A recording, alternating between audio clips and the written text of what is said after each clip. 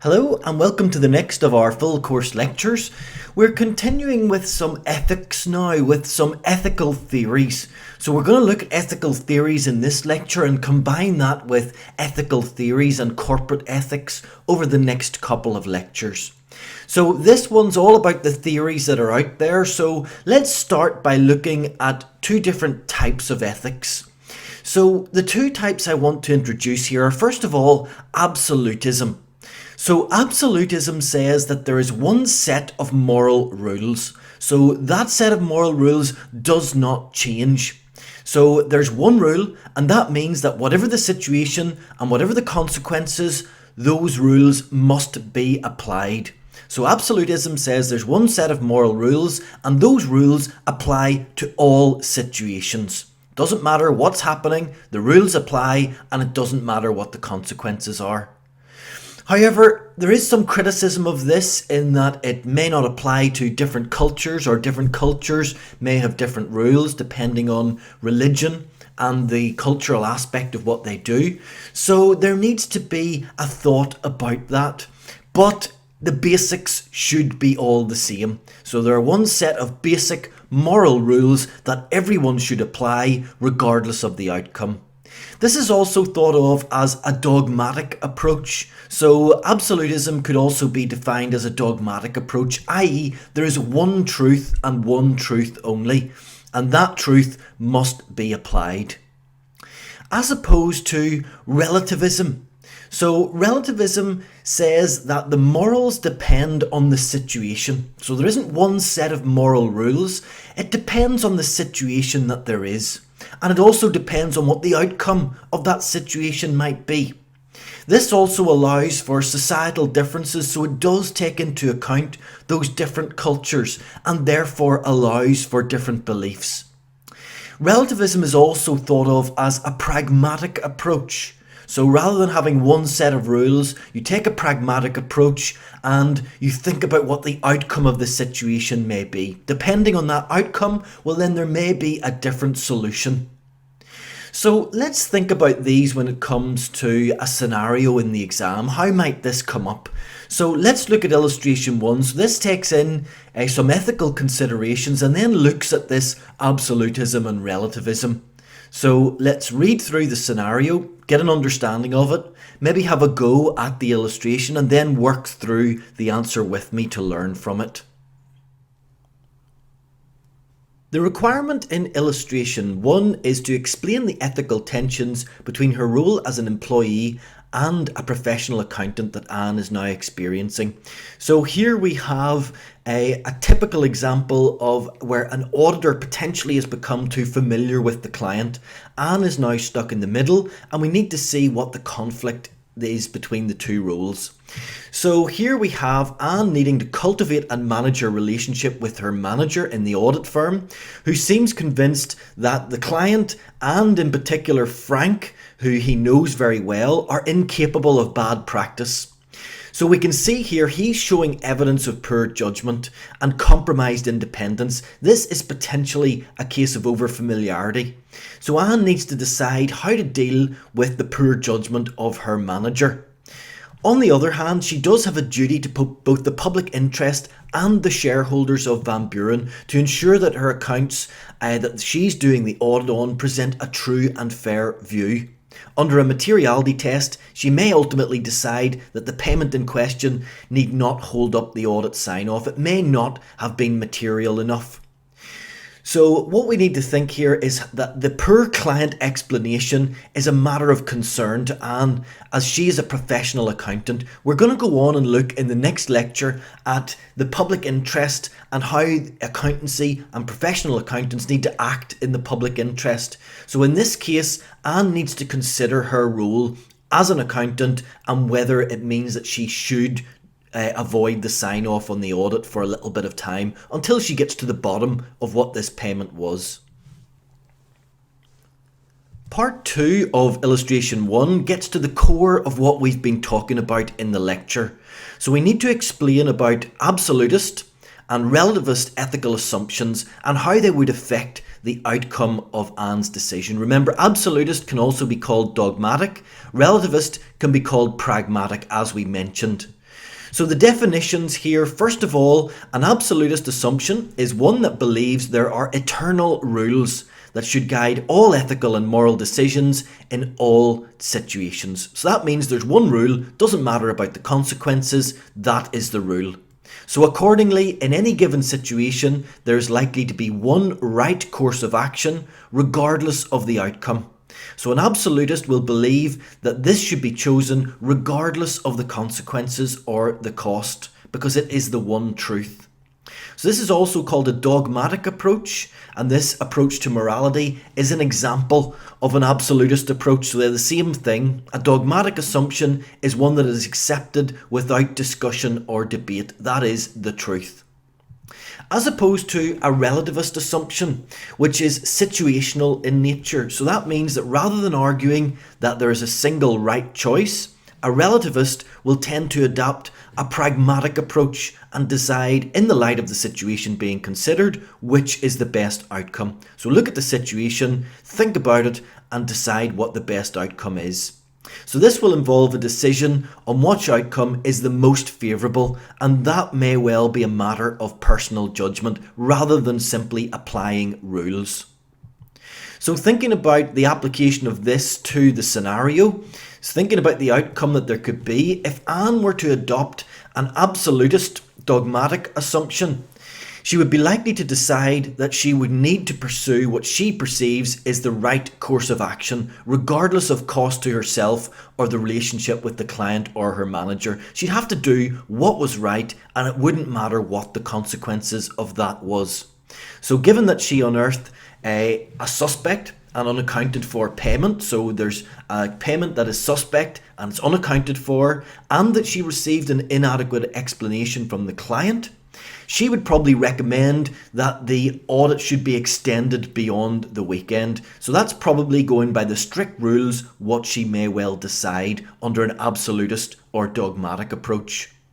If she were to adopt a relativist or pragmatic approach, well then she'd have the potentially much more complicated decision to make.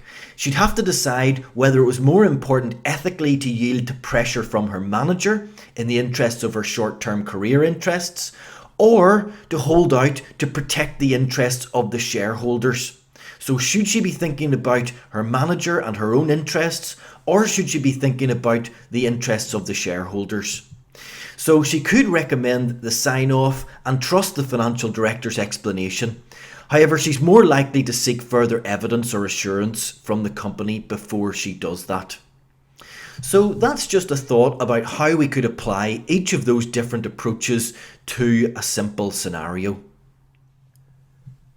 We can now continue the theme to look at two more approaches which take into account this absolutism and relativism. The first of them is called deontological. So deontological point of view is to say that looking at an action, is it morally right? So this is a form of absolutism. So we're not looking at the consequences of the action. It's either going to be right or it's going to be wrong. So we look at the motivation to decide whether that's the case, not the consequences. So it's either right or it's wrong. Even if it had favourable consequences, it may well be morally wrong. So it's only going to be right if, for example, it's consistent and others can follow the principle. So again, that's a system of absolutism, a dogmatic approach. There's one way, one principle. So it'll be right if we can follow that principle. We have to retain human dignity. Okay, so that will make it right, and if it's universally viewed as suitable. So again, this is an example of absolutism where we're saying, look, there's one set of rules. If it meets these criteria, then that is going to be morally right. It doesn't matter if there's a favourable outcome. It's a non-consequentialist theory, i.e. we're not looking at the consequences, we're looking at the action itself and deciding whether it's morally acceptable or not. So that's deontological. Again, that's an example of an absolutist theory. What about another example of a relativist theory? Well, that's teleological. So teleological theory focuses on the consequences. So this could be defined as a consequentialist theory. So we also can bring in here an example of egoism. So if someone goes for a result that's going to be most favourable for themselves, that may be part of a teleological approach, so it depends on the situation, but they're looking for the best result for themselves, the best result for me. Okay, they may also be looking for the best result that looks good to society to make them look good. So it's therefore hard to determine what the result should be. So if we're focusing on the consequences, we could focus on the best results for me rather than society as a whole. Or we could look at utilitarianism. So this is creating the greatest good for society. So not looking at the individual, but looking at society and not the individual. And to decide whether that is the correct consequences, we need to look at the cost benefit. So teleological focuses on the consequences of an action. It's another example of a relativist approach, so it depends on the consequences. And we could look at it in two ways. If we look at it from a personal point of view, that would be egoism, where someone's looking for the best result for themselves to look good to society. Or they could take a utilitarianism approach, and that would be looking for the best result for society as a whole, not the individual. So you could look at it from any one of those approaches, and any one of them could be justified under a teleological approach. We're going to do a detailed example of these two approaches in the next lecture, because we're going to combine it with corporate ethics. So we'll have a more detailed look at this then. Another theory that we need to be aware of on this syllabus is CMD theory, and this is called cognitive moral development. So cognitive moral development was put forward by Kohlberg. So cognitive moral development speaks about and thinks about the moral development of the individual. So they start off at a very simple stage, and there are 3 levels that they'll run through. So people will start off at level 1 and they'll move through all of the stages until they reach level 3. So they have 3 levels with 2 stages at each level. So there are really 6 stages that people can go through altogether, and they'll move through from level 1 to level 3 on this cognitive theory. So thinking about level 1 first of all, so this is where people will start when they're just starting to think about ethics. They're thinking about it in a pre-conventional way. So this is a pre-conventional way, and it's defined as being most concerned about self-interest. Well, that stands to reason. Before you've thought more deeply about ethics, well, you'd only be thinking about yourself. And before you've thought more deeply about it, you may have to be rewarded or punished depending on your behaviour. So that's pre-conventional. It means that we haven't really thought much about ethics yet, so we're only going to act in our self-interest. So encouraging us to think about ethics and to think about others will require rewards and punishments. And again, there are 2 levels or stages within level 1. Level 1.1 is where we're simply focusing on the obedience and punishment. So we require that authority to make us act in an ethical way. So obedience and punishment at this level will be us deferring to authority, to act in a moral way simply because we have to, otherwise we'll be punished.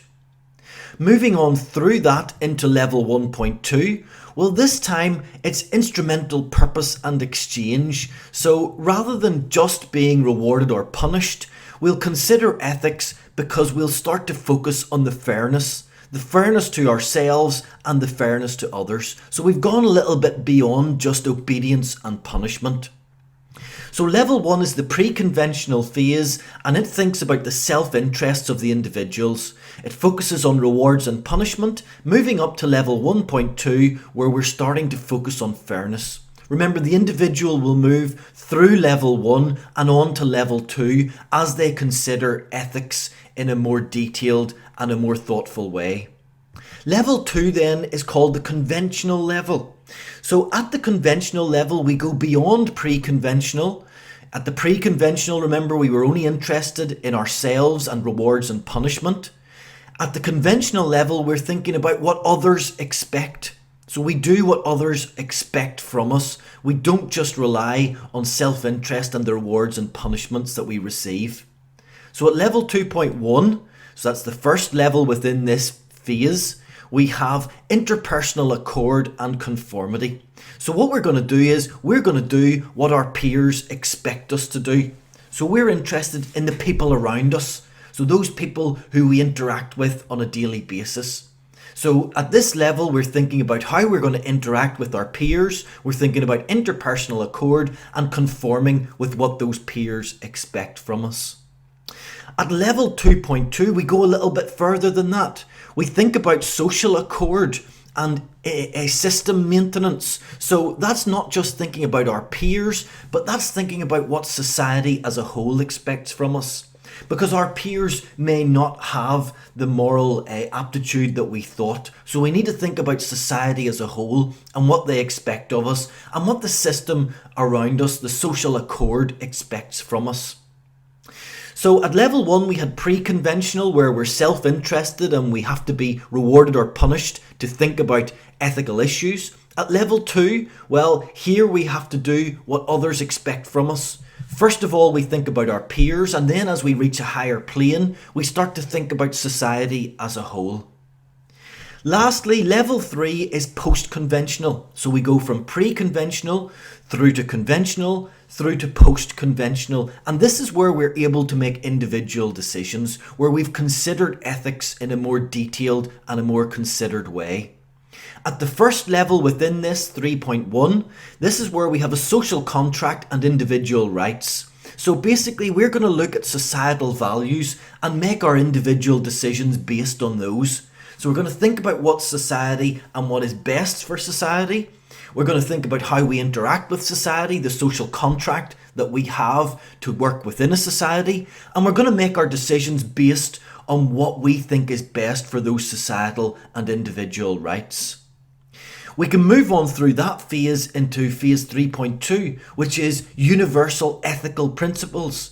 So this is actually thinking deeply about matters, about making individual decisions and following our self-chosen principles. So not really thinking about our societal requirements and what our social contract is, but thinking more widely, thinking about universal ethical principles and then following our individual thought out chosen ethical principles. So what you'll need to do here is learn those 3 levels, the pre-conventional, conventional and post-conventional, and the stages within each of those. Because what you may have to do is identify within a scenario where an individual lies on those 3 levels and discuss each of them in turn. So that was Kohlberg's cognitive moral development theory. We also have to consider our social responsibility. And social responsibility, the main model we want to look at here is Gray, Owen and Adams from 1996. So what Gray, Owen and Adams did was they said that social responsibility can take several different positions, particularly thinking about a business point of view, a corporate point of view. So the positions that they identified and that you will need to learn and be able to discuss, we had first of all our pristine capitalist provision. And this is thinking to ourselves, we are only interested in shareholder wealth. So thinking back to our corporate social responsibility, we thought about this and we thought, what is the main focus of a business? What should corporations be interested in? Should they be interested in society as a whole? Or should they simply be interested on maximising shareholder wealth? Because of course the shareholders are the owners of the business. Well, the pristine capitalist position is that we focus only on shareholder wealth. We're not interested in the rest of society. We only focus on the shareholders. Anything else, nothing to do with us. So if we took that view, we could take moral decisions from that point of view. Expedience then, well, this says that we have some social responsibility, and that's very little social responsibility, but we have some. So we not only focus on shareholder wealth, but we take the minimum required social responsibility as well, and that's the expedient position. Now, proponents of social contracts would mean that we go a little bit further. We act within societal norms. So we look at the societal norms for the responsibility of, let's say, corporations, and we act within those societal norms. So that might be acting within your legal responsibilities. So actually doing what's required by legislation. Now, a social ecologist would take that a step further and go beyond the legal requirements and take responsibility for the impact of whatever that corporation is doing. So not just taking legal responsibility, but going further. So actually taking responsibility for any impact that that business has. Now, a socialist point of view would go even further than that and would try to redress societal imbalances. So not just taking legal responsibility, not just taking responsibility for the impact of the business, but actively using our position in society to redress societal imbalances. So perhaps as a corporation, you could pay extra money to your workers in wages to try and redress societal imbalances, or you could take a good view of perhaps charitable donations, sponsorship, that sort of thing, to try and redress societal imbalances that you're not necessarily responsible for, but you're taking some responsibility to try and fix. A radical feminist position would be to take on feminine characteristics, so working together, trying to think about others rather than just pure economic financial decisions. So redressing societal imbalances, taking responsibility for the impact of the organisation, and also thinking about others, taking that maternal view. Lastly, they identified a deep ecologist. Now, a deep ecologist focuses on the environment. So all decisions that are undertaken by the corporation should have an environmental focus. And we're going to look in more detail at environmental accounting. And they would say that deep ecologists would take a great interest in that. All of the decisions made by the corporation would focus on the environment and would think about the impact on the environment. So you'll need to learn those positions, be able to discuss them and be able to apply them to a scenario. We'll have a look at a couple of those in a second. So they set this out in a cultural context and said, look, there are differences in cultures that will affect the stance that can be taken. So for example, European companies will not have the same views as US companies. US companies may be a little bit more focused on shareholder wealth than European. They may take a little bit more of a cultural and a societal view. When it comes to Asian companies, well, again, they will have different views to Western companies due to the cultural differences that they will have. And those will need to be considered whenever you take up these positions. So let's look at how this could come up in a scenario. So we have a scenario here. We've looked at this scenario previously, so reacquaint yourself with it and have a think about the answer before working through it with me to learn how we can apply this in an exam standard question. In illustration 2, our requirement is to compare and contrast Gray, Owen and Adams' pristine capitalist position with the social contractarian position and explain how these positions would affect the responses to stakeholder concerns in the new stadium project. So we've seen this scenario before in a previous question, so you should be familiar with it. This time we're going to look at each of these positions and see how that would affect our response. So let's decide what these positions actually are. First of all, the definitions are for the pristine capitalist position. Remember, this sees economic performance as the primary and only legitimate goal of all business organisations, especially those publicly owned by private shareholders. So we're thinking only about maximisation of shareholder wealth. Everything else, we're not interested. So any claim upon the organisation that would threaten the optimal profitability of the organisation is viewed as morally unacceptable, as it would be effectively a theft of shareholder wealth. So we'd be taking away shareholder wealth. Also, the position is sometimes put as the business of business is business. So we're not interested in anything else except increasing shareholder wealth and maximising the return, i.e. doing business.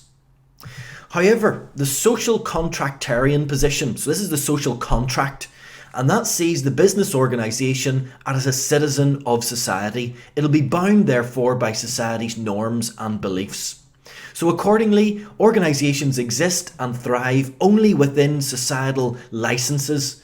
So society must give you a licence to operate, in the same way that a democratic government only exists with the explicit consent of the governed. They need to be voted in, and if they're not doing things that are in the interest of those who are governed, they'll be voted out. Same with businesses. If they're not acting in the interests of society, well then they shouldn't exist. So that means that businesses under this position would sometimes need to modify their business objectives to take account of certain stakeholder concerns. So we've got the difference here between the pristine capitalist, where we look at only maximising shareholder wealth, and the social contractarian, which says, look, we've got a social contract, we need to do what's right for society. So applying this to the case, we could say that the pristine capitalist position would recommend proceeding with the stadium project, notwithstanding local concerns. So don't worry about what the local concerns are, go ahead anyway. This is because the building of the stadium offered the club the best way of maximising its primary strategic goals. It'll be able to gain larger crowds and thereby increase revenues and obtain more funds for players and other improvements, and therefore maximise shareholder wealth. On the other side, the social contractarian position would suggest that the club only exists with the permission of its local stakeholders, and they could collectively harm the club. So the club would need to align its values with those of its key stakeholders to continue to enjoy that licence to exist. It may therefore need to amend its plans to continue enjoying social support. So it would be therefore against the interests of the club to harm the interests of the school or the wildlife centre, for example, so the stadium plans may need to be amended accordingly to take their concerns into account.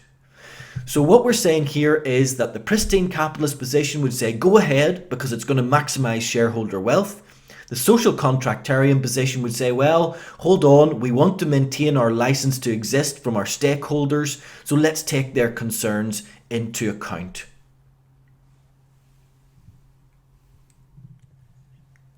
So we now understand some of the stances that we can take whenever we're thinking about ethics, and we need to understand that those stances can be different. They'll be different depending on whether it's a corporation that we're looking at, and that will be what the approach of the organisation is. So that would be thinking about Gray, Owen and Adams. So the social responsibility perhaps would be something that the corporation would consider. And we're going to go on to look at corporate ethics in the next couple of lectures. Also then we need to think about what the personal ethical considerations will need to be, and that may be Kohlberg and the different levels of moral development that we talked about in this lecture. Do note that the personal and corporate will differ. So we've got corporate approach of the organisation, we've got our personal approach of the individual, and they will differ. So we may consider, if we're looking at a corporate stance, the short-term shareholder interests that we looked at with our corporate social responsibility. We may also consider long-term shareholder interests, or indeed multiple stakeholder obligations, looking at the various different stakeholders involved. Ultimately, considering all of these and going that little bit further to consider society as a whole would make the business a shaper of society. So we're going to go on in the next few lectures to really have a good look at corporate ethics and the role of the accountant within corporate ethics. So that was our lecture, an introduction on ethics, looking at ethical theories.